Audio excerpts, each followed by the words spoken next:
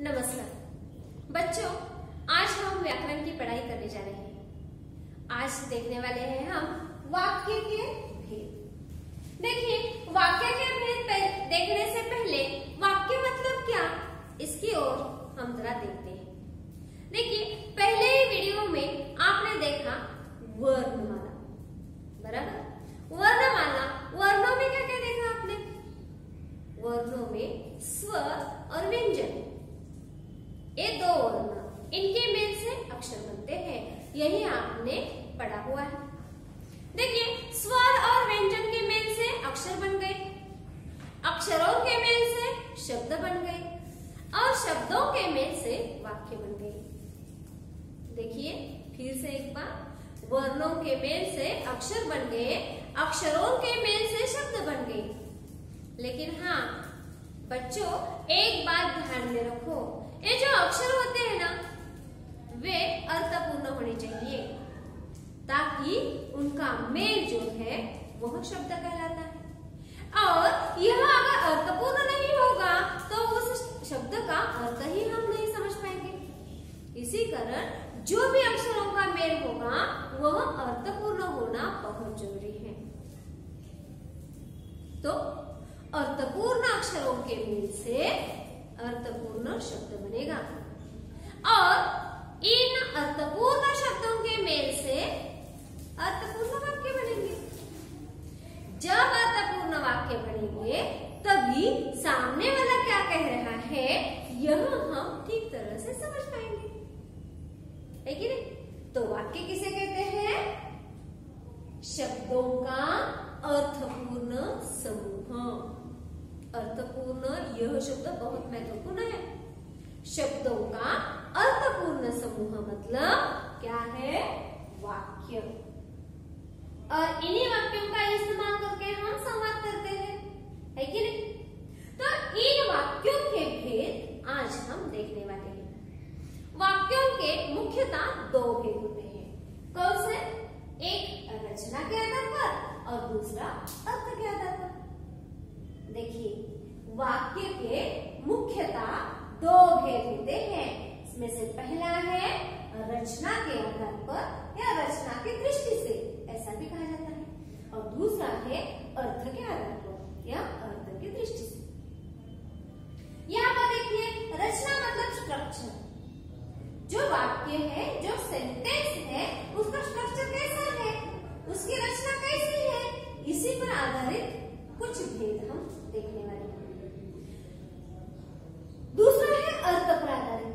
अर्थ मतलब मीनिंग, जो भी सेंटेंस दिया हुआ है उसका मीनिंग क्या है, उसी पर आधारित कुछ भेद है। इनके बारे में आज हम जानकारी लेने वाले हैं।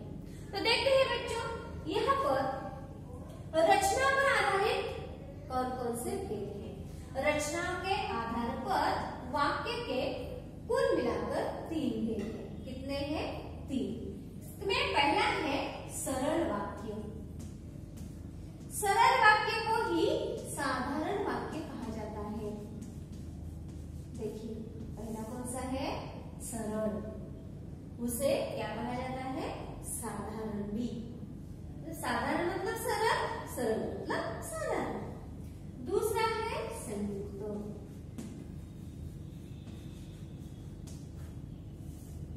दूसरा कौन सा है? संयुक्त वाक्य। और तीसरा है मिश्र। तीसरा कौन सा है? मिश्र वाक्य। देखिए, रचना की दृष्टि से मतलब स्ट्रक्चर की दृष्टि से पहला है सरल या साधारण वाक्य, दूसरा है संयुक्त वाक्य और तीसरा है मिश्र वाक्य। अब देखते हैं हम अर्थ की दृष्टि से कौन कौन से भेद हैं। अर्थ की दृष्टि से इसके 6 भेद हैं। कितने भेद हैं? 6। पहला है विधानात्मक,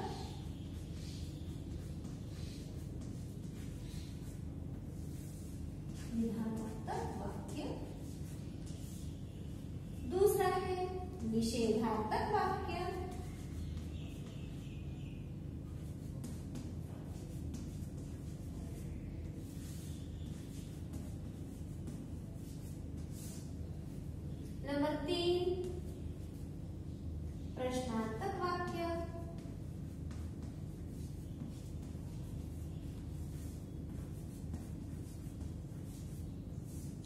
नंबर 4 आज्ञार्थक वाक्य।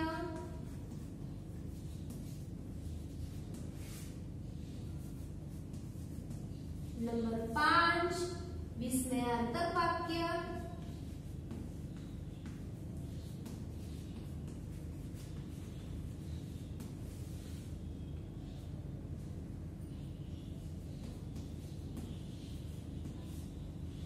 और नंबर 6 संदेहार्थक वाक्य। संदेहार्थक मतलब आशंका होना।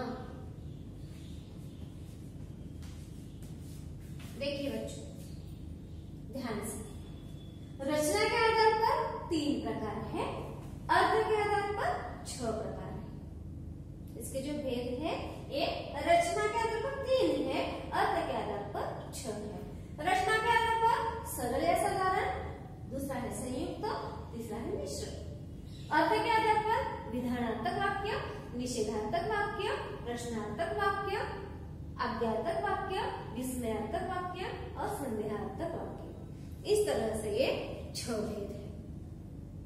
समझ गए बच्चों किस तरह से प्रमुख रूप से वाक्य के 2 भेद हैं और इन 2 भेदों के फिर से कितने भेद हैं यह आप अच्छी तरह से समझ गए होंगे। अब हम विस्तार रूप से एक एक का अध्ययन करते हैं। पहला देखते हैं हम रचना के आधार पर जो भेद है उसकी तरफ। देखिए रचना के आधार पर पहला कौन सा है? सरल वाक्य। देखिए सरल वाक्य, सरल या साधारण। सरल मतलब एक वाक्य होता है जिसमें क्रिया एक ही होती है, मुख्य रूप से एक ही क्रिया जिस वाक्य में होती है उसे सरल वाक्य कहा जाता है। बच्चों यहाँ पर ध्यान दीजिए, अर्थ के आधार पर जो भी वाक्य है इसकी तरफ हमें बिल्कुल ध्यान नहीं देना है। जब हमें रचना के आधार पर प्रश्न पूछे जाते हैं तब उस वाक्य का हमें अर्थ नहीं देखना है, वह किस अर्थ का है। विधानात्मक मतलब पॉजिटिव सकारात्मक है, निषेधात्मक मतलब निगेटिव नकारात्मक है, प्रश्नार्थक है, विस्मयार्थक है, इसके बारे में हमें बिल्कुल ध्यान नहीं देना है या देखना नहीं है। यहाँ पर सिर्फ हम उसका स्ट्रक्चर देखेंगे। जो एक वाक्य होता है, जो सरल होता है, जिसमें एक ही क्रिया होती है, उसे हम क्या कहेंगे? सरल वाक्य। जैसे कि भारत मेरा देश है, एक वाक्य है। मैं पढ़ाई करता हूँ, एक वाक्य है। मैं पाठशाला जाता हूँ, एक वाक्य है। मैं खाना नहीं खाऊंगा, एक वाक्य है।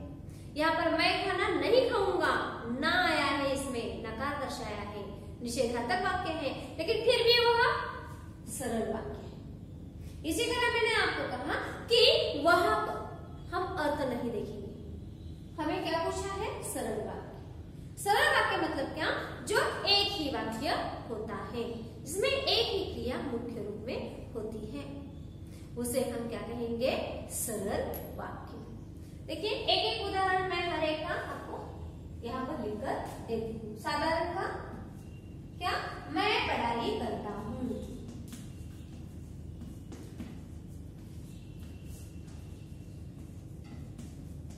करने की क्रिया है, यहाँ पर करना क्रिया है। क्रिया की शब्द पता है ना आपको? ना ना ना के है ना, खाना पीना सोना जागना उठना बैठना रोना धोना, ये जो ना ना ना ना होते हैं, लेकिन उसी तरीके से यहाँ पर आएंगे ऐसा नहीं।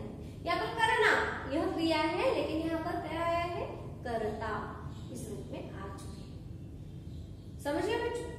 देखिए मैं पढ़ाई करता हूँ, यही सरल वाक्य है। मैं पढ़ाई नहीं करूंगा, यही सरल वाक्य ही है। मैं मेरे देश की रक्षा करूंगा, एक ही वाक्य। मैं कल गाँव जाऊंगा, एक ही वाक्य, मतलब एक सरल वाक्य है। मैं हमेशा पढ़ाई नहीं करता, सच है कि नहीं? आप करते हैं? शायद करते हैं, आप तो पढ़ाई करते ही हैं, है ना? तो ये सभी जो अभी मैंने बताए वे सभी क्या है? सरल वाक्य है। उसे ही हम क्या कहेंगे? साधारण वाक्य भी कहेंगे। समझ गए? सरल मतलब एक ही वाक्य होता है जिसमें एक ही क्रिया होती है। अगला देखते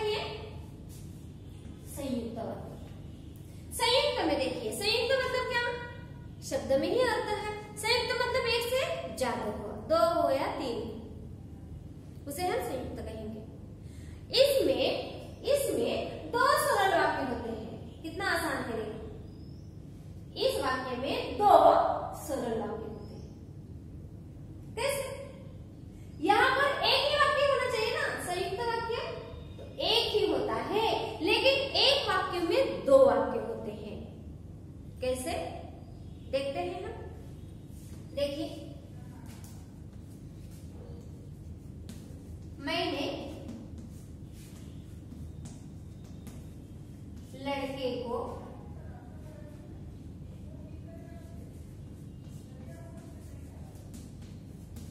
बुलाया और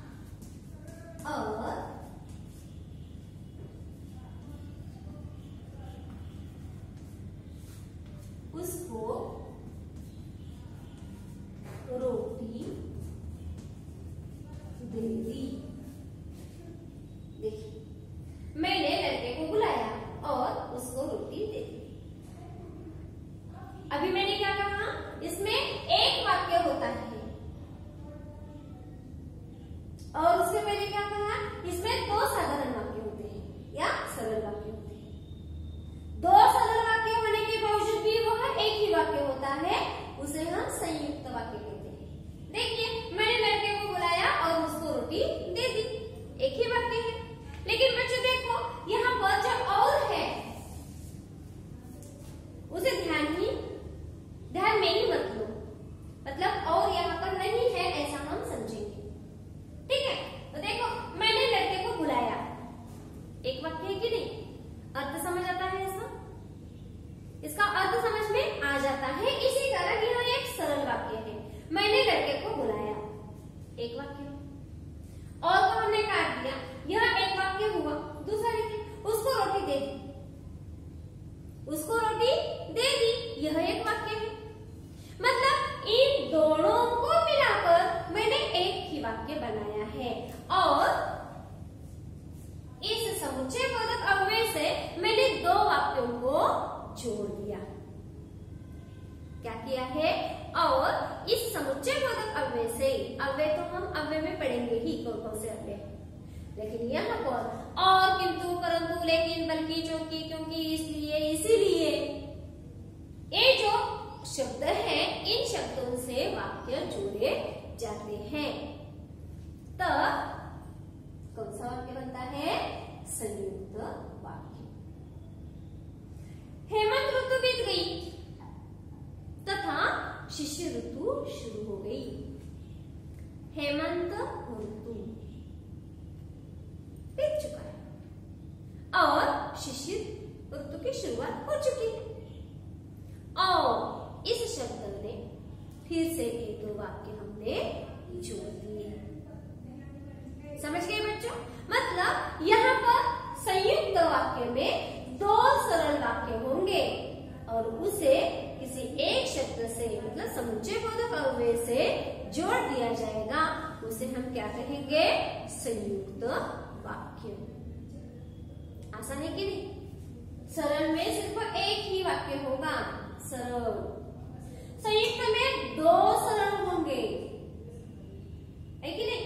मतलब जो भी शब्द है, तथा, और, किंतु, इन शब्दों को निकालने के बाद जो 2 वाक्य रह जाते हैं उनका अर्थ स्पष्ट होता है, उन्हें हम क्या कहेंगे? संयुक्त वाक्य कहेंगे। समझ गए बच्चों? अगला देखिए, मिश्र।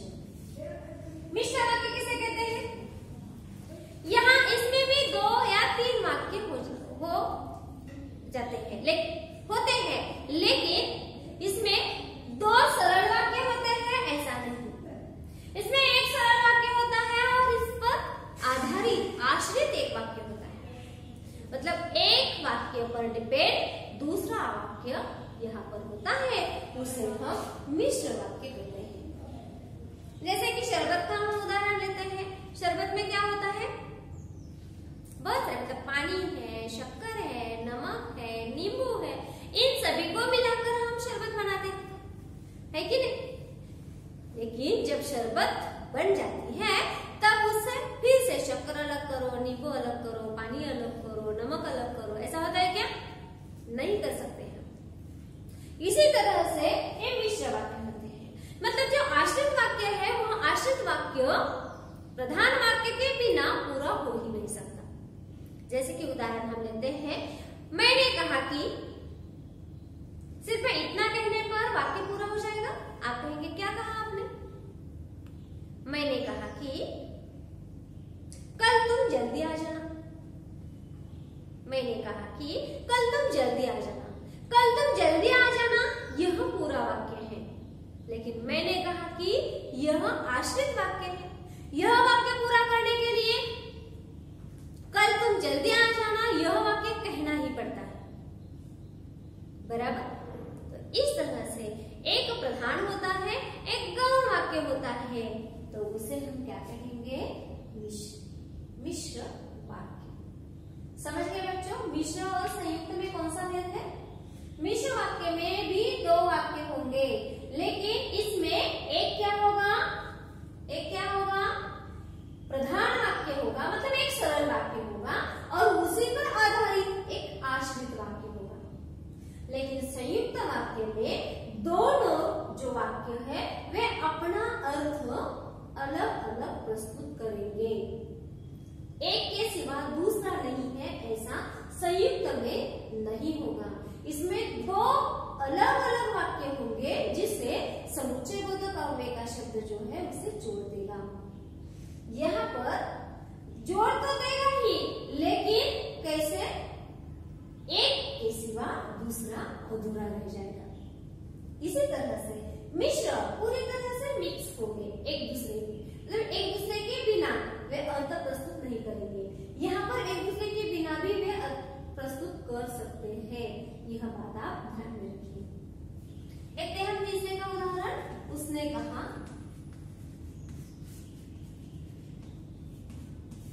कि यह अव्यय ही है।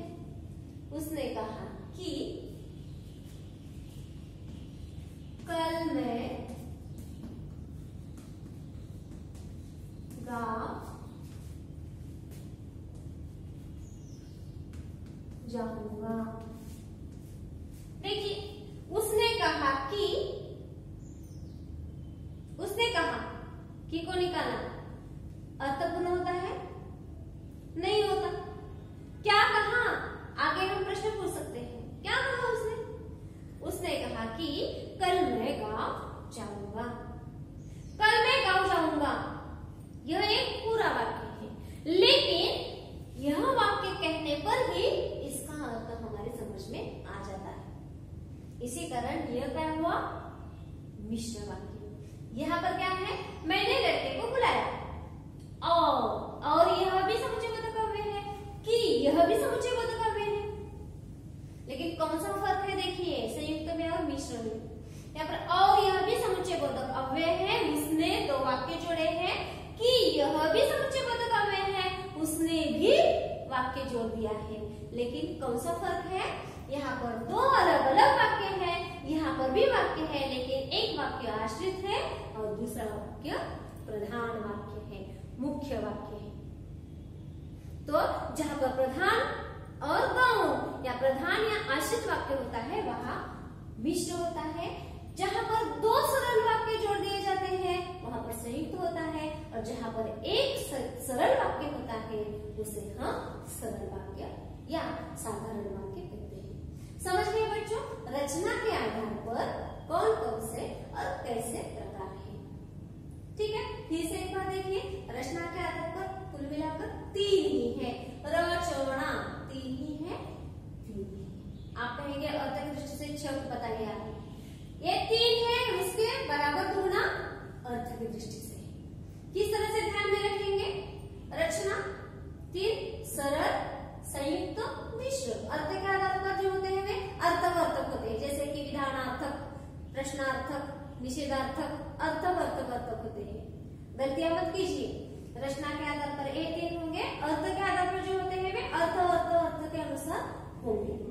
इसी कारण ये बात आप ध्यान में रखिए कि रचना के आधार पर कुल मिलाकर 3 ही भेद है। पहला है सरल या साधारण, उसमें एक ही वाक्य होता है।